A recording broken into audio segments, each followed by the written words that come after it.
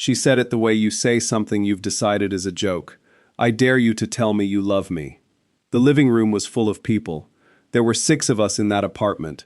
A Friday post-dinner crowd, wine mostly gone, the particular late-night energy of people who've known each other long enough to believe they know what everyone will do. We'd been playing a version of the kind of game that accumulates when a group has been together for several hours and has run through the surface-level topics and is looking for something to do with the evening. Truths and dares and the specific social recklessness of that hour. She said it to me with a grin that was 3/4 real and 1/4 something I couldn't immediately parse. The dare was designed, by her or by the game, or by both together, to be funny. The setup was that I was a famously non-demonstrative person. Telling me to say I love you to my best friend was meant to produce the particular comedy of someone doing something visibly against their character. The room expected the joke. The room was ready for the joke. I looked at her. She was still wearing the grin, but the 1/4 I couldn't read had something in it that was not entirely committed to the comedy premise. Then I said it. I love you. Nobody laughed. Not her. Not me. Not any of the 4 people in that room who had been waiting for the deflection. The silence lasted about 3 seconds and had in it the specific quality of something that has just been correctly identified. Not the silence of discomfort, but the silence of accuracy. The silence of a room that has just understood that what it thought was a joke is not a joke. She looked at me. I looked at her. And then Marco cleared his throat and said, "Okay, who wants more wine?" And the room moved on, and we did not. Her name was Sola Adeyemi, and she had been my best friend for 5 years, which is long enough to know someone, and also long enough to have stopped knowing exactly when you started to know them that way.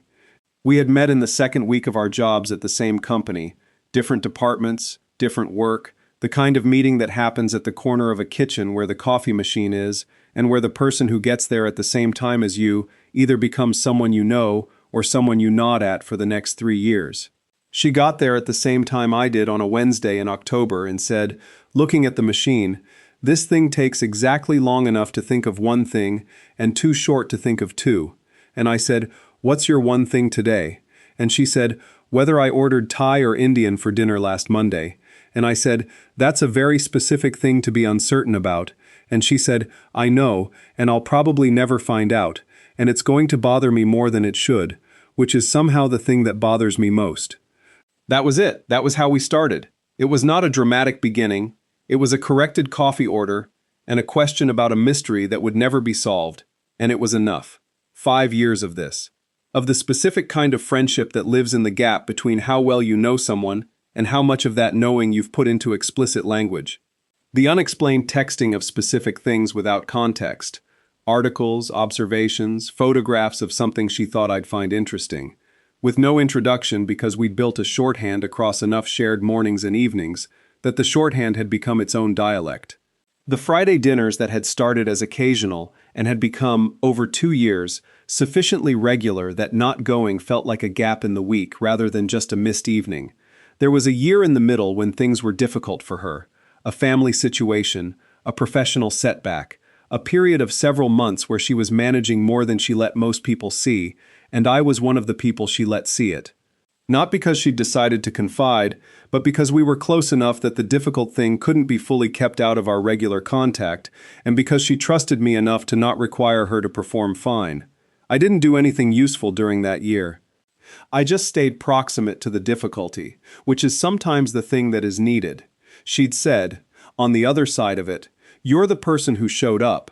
I'd said I hadn't done anything special. She'd said, "Showing up is the special thing." I knew the version of her that existed before she'd had coffee and the version that existed at 11 p.m. after a long week, which are 2 different people in most cases, and which, in her case, were unusually similar.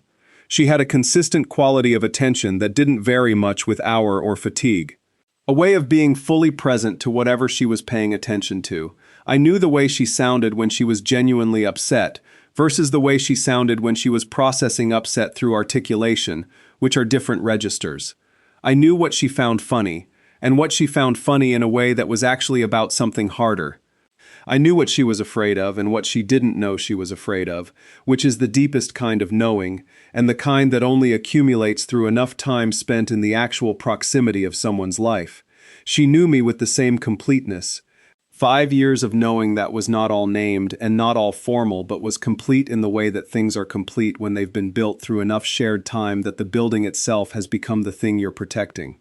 There was a version of a conversation we'd been not having for some period of time that I couldn't precisely specify. Not a conversation either of us had consciously avoided, more like one that lived in the particular quiet at the end of certain evenings, in the specific texture of how she'd sometimes look at me for a moment before looking away, in the fact that I'd known for a while that my standard for other people was being set by someone I was categorizing as a friend. I'd noticed this without examining it, which is the specific cowardice of knowing something and declining to look at it directly. She had dared me to say I loved her, and I'd said it, and nobody in the room had laughed. The party continued. These things do. The room moves on because rooms move on. Because 6 people can't hold a collective breath for longer than a few seconds before someone needs wine and someone else needs to tell a story, and the momentum of the evening requires continuation. Marco's wine refill had been the right intervention at the right moment, and by 10 minutes after the dare the conversation had reconstituted itself around an entirely different topic, and the dare had become, on the surface, a thing that happened and passed. Except that Sola and I were sitting on opposite sides of the room for the rest of the evening, which was not our usual configuration. And except that when she left at midnight she said goodbye to everyone specifically and to me last, and what she said to me was good night, in the tone of someone who has more to say and is choosing not to say it yet, which was not, for Sola, a familiar tone. She was generally the person who said the more to say part. I drove home thinking about the 3 seconds. I've thought about those 3 seconds many times since, about the specific quality of the silence in them, the silence of a room that expected a joke and received something else, the silence of expectation collapsing into accuracy, the silence of 6 people understanding simultaneously that what had just happened was not, in fact, a joke, that the person who was famously non-demonstrative had been demonstrative and had meant it, and everyone in the room could hear that he'd meant it. I thought about why I hadn't made it a joke. I had the exit. The dare was the structure. Say it. We all laugh. Who wants wine? We move on. We file it as a moment and leave it in the evening. I'd taken the dare and I'd had the structure available, and I hadn't used it. I'd said it and meant it and then sat in the room with what I'd said, and not retreated, because retreating would have meant treating what I'd said as something that didn't need to be meant. I couldn't do that. Not about this. Not about her. She had dared me because she wanted to see what I'd do. I'd done the thing that neither the dare nor she had fully protected either of us against. She'd designed an exit for both of us and I hadn't used mine, which meant she didn't get to use hers either, and now we were both in the space on the other side of the dare without a map. I drove home thinking about the 1/4 of her grin that I hadn't been able to read. I thought I could read it now. She'd wanted me to mean it. Neither of us had laughed. The week that followed was the strangest week of 5 years of friendship. We texted, because we always texted, but with a different frequency and a different register, less of the article forwarding and observation texting, and more of the specific kind of careful communication that happens when 2 people who know each other very well are each waiting for the other to address the thing neither of them is addressing. I sent her something on Monday that I would normally have sent without thinking about it, and I thought about it for 40 minutes before I sent it, which is the sign that something fundamental has changed in a relationship, when the automatic behaviors start requiring deliberation. We saw each other at the Friday dinner, which was the Friday dinner as it always was, except that we sat in different seats than we usually sat in, and the conversation covered more topics more briefly. She was fine in the way she was always fine, which I'd learned over 5 years to read precisely. She could be entirely fine in the performing sense, while being entirely not fine in the actual sense, and the two were sometimes difficult to tell apart until you were close enough to the performance to see the seams. That Friday I could see the seams. I wanted to say something. I had been composing something to say all week, various versions of it, none of which felt like the right version. Not the right content. I knew the content. The right framing. The version that addressed what had happened without making it into something larger or smaller than it was, which was difficult because I didn't fully know yet how large or small it was. We didn't talk about the dare. This is the strangest thing to explain about a week that was entirely explicable from the outside. To someone who didn't know us, it would have looked like a normal week between two friends. To someone who knew us, it looked like two people maintaining the form of something while holding the content of it at careful arm's length, each waiting for the other to move first, each working out whether moving first was the right thing or whether the better thing was waiting until the right moment arrived with its own clarity. We were both, in other words, being cowards in the specific way that people who care about the same thing are cowards about it. On Saturday morning, she called. "I need to tell you something," she said. "Okay," I said. "It's not about—" She stopped, started again. "There's a work situation, a significant one." "Tell me," I said. She did. The letter had come from HR on Thursday. She'd been sitting on it for 2 days without telling anyone, which I understood without her saying so as evidence that she'd been going through the specific process of deciding what to do and who to tell, and that she'd decided the answer to both was, first, figure out what it is. Second, tell me. Which was itself a piece of information that I noted and set aside for later, because the immediate situation was the letter. The letter was from her company's HR director and her department head. It was professionally worded in the specific way of letters that are trying to present a significant thing as a routine thing. The company was consolidating several functions across offices. Her role was among those being consolidated. The transfer to the company's office in another location was expected to be completed within 60 days. Effective immediately on her acceptance. She had 21 days to confirm acceptance of the transfer. The other location was 3 time zones away. "That's not the full of it," she said. "Tell me the full of it," I said. She was on a work visa. Her employer was the visa sponsor. The visa was theoretically portable. She could, in theory, have the sponsorship transferred to the new location. But the practical reality, as the HR letter had been careful to note, was that the visa terms were contingent on continuous employment in good standing. If she declined the transfer and her employment was subsequently terminated, her right to remain in the country was not guaranteed. The letter had framed this information helpfully. It had provided contact details for the company's immigration compliance team. It had noted that the company was happy to assist with relocation logistics. It had been designed to communicate, without stating directly, that the options were accept the transfer or face a situation where the practical implications of declining were significant. "They're saying the transfer is mandatory," she said. "Have you read your employment contract since this arrived?" I asked. A pause. "No. Where is it?" She found it. Electronic copy in her email from her original hiring, with the original signed version accessible through her HR portal. She photographed every page and sent them to me. She sent it that night. I read it that night. All 12 pages of it, twice. The employment contract was a standard professional services agreement, the kind that a company like hers produces in large batches, with the lawyer who wrote it working largely from a template, inserting standard clauses from a library of language that had been used in enough agreements that no one was scrutinizing it sentence by sentence anymore. Most employees sign these without reading them carefully. Most of them don't contain anything that would reward careful reading. Hers did. There were 2 clauses in slight tension with each other, and the tension only became visible if you read them in sequence with the specific question of geographic transfers in mind. The first was in Section 4, under Employment Terms. The company reserves the right to require the employee to perform duties at any of the company's offices or locations, with reasonable notice. The second was in Section 8, under Geographic Assignment. Any change to the employee's primary work location outside the metropolitan area where employment commenced shall be subject to mutual agreement of the parties, except in cases of business necessity as defined in Schedule C. The Section 4 language was broad. The Section 8 language was specific. When a contract contains broad language and specific language addressing the same subject, the specific language generally governs the subject it specifically addresses. Geographic assignment was specifically addressed in Section 8. Schedule C defined business necessity as force majeure events, regulatory requirements, or operational emergencies as determined by the Board of Directors. A departmental consolidation, driven by cost optimization, was not a force majeure event or an operational emergency. It was an ordinary business decision. And an ordinary business decision that changed her primary work location outside the metropolitan area where her employment had commenced was, per Section 8, subject to her agreement.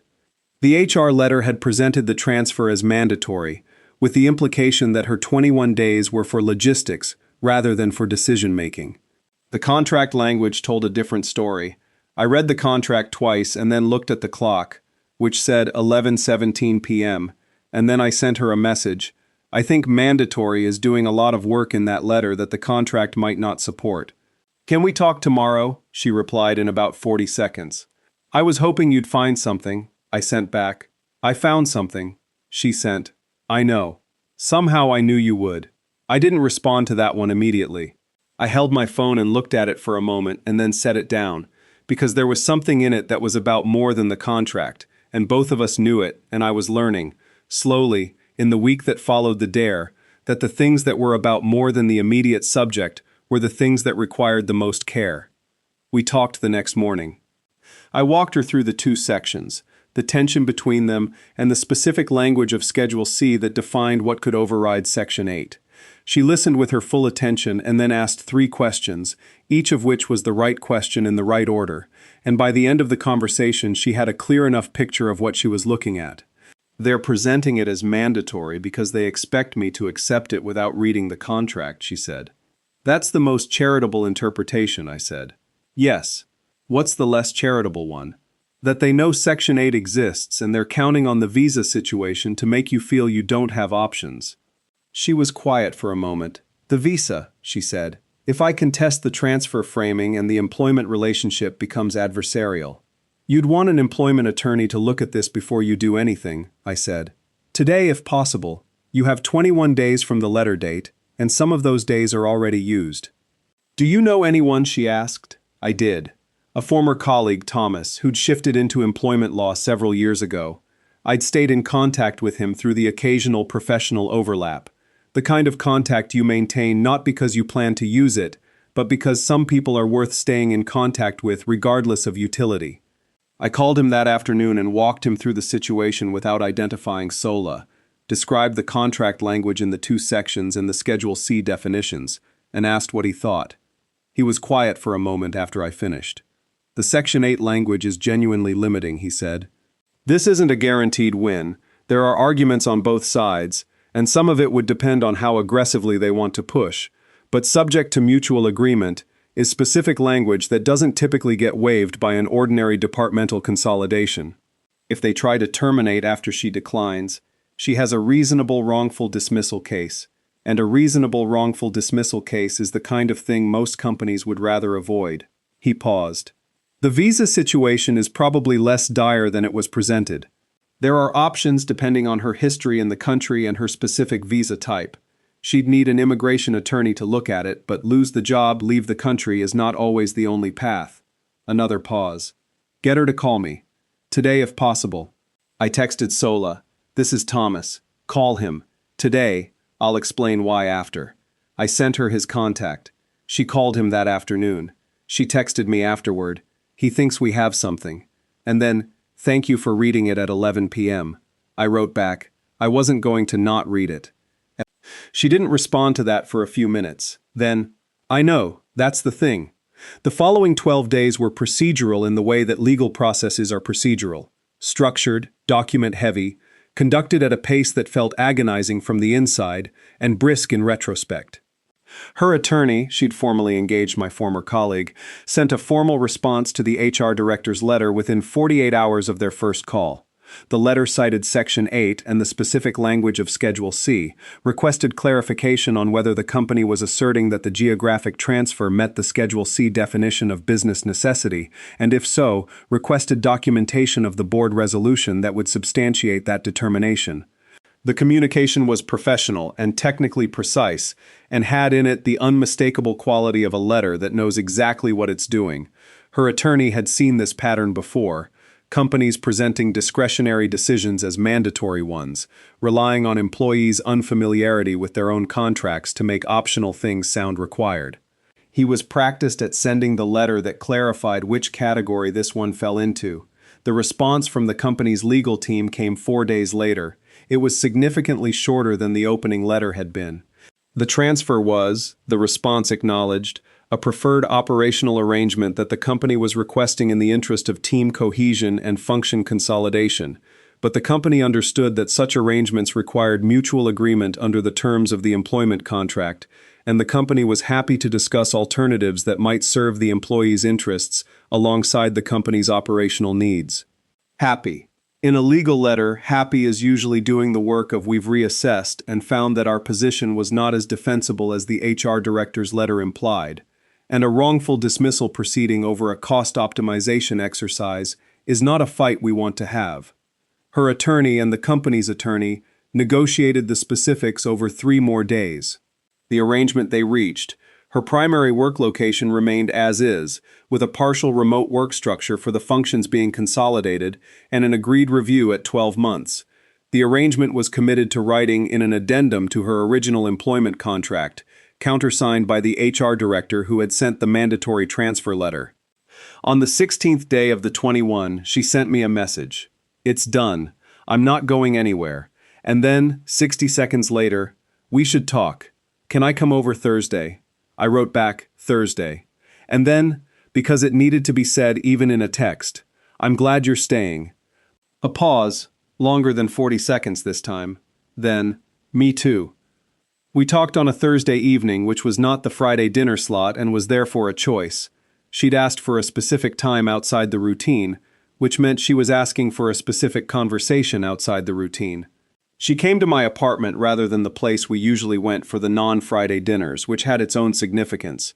My apartment was where we had the conversations that required the specific privacy of not having a waiter come by, not having to modulate volume, not being in a public context that imposed its own constraints on what could be said. She arrived with wine she'd brought, which she'd never done before, and set it on the counter, and we both looked at it for a moment without opening it.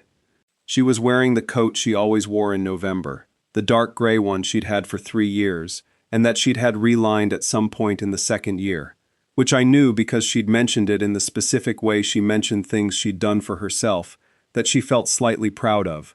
I noticed the coat now because I'd been noticing things about her all month in a different way than I'd been noticing them for 5 years. "Should we open this or save it for after?" she said. "What does after look like?" I said. She looked at me. "I don't know yet," she said. "That's partly what this is about." We made coffee instead. We sat at the kitchen table in the specific configuration I knew as the real conversation configuration. Coat on the back of the chair, both hands around the mug, the phone face down on the table, not checked. She'd been sitting at this table for 4 years of Friday dinners and countless other evenings, and I'd been watching her in this configuration for most of those years, and the watching had apparently been the kind that accumulates meaning over time rather than being just seeing. "The dare," she said. "The dare," I said. She held the mug. "I dared you to say it," she said, "which means I put it in play, which means I don't get to pretend I was a bystander when you said it." "You weren't a bystander," I said. "I know." She looked at the mug. "I've been thinking about why I said it. The dare specifically. Why I chose that framing." She paused. "I think I chose it because dares have exits. If you'd laughed or deflected or done the joke version of it, we'd both have gotten out with the thing unexamined. I'd have found out that the answer was no without having to ask the question directly." She looked up at me. "That was the design. You were trying to find out something without having to ask it outright." "Yes. And I didn't take the exit." "You didn't take the exit." She put the mug down, which is its own answer, to the question I was trying not to ask directly. I looked at her. "I know what I said," I said. "I know you know what you said," she said.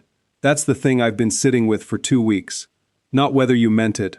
I think we both know whether you meant it. But what it changes. What do you think it changes?" She was quiet for a moment. "The frame," she said finally. "The category. We've been best friends for 5 years, and the friendship has been one of the most important things in my life, and I don't want to trade it for something that might be the same thing with a different name." She looked at me directly. "I don't want to lose what we have in exchange for what we could have, if what we have already contains most of the substance." "The substance is the same," I said. "I'm not offering you something different from what we already have. I'm offering you the name for it." She looked at me.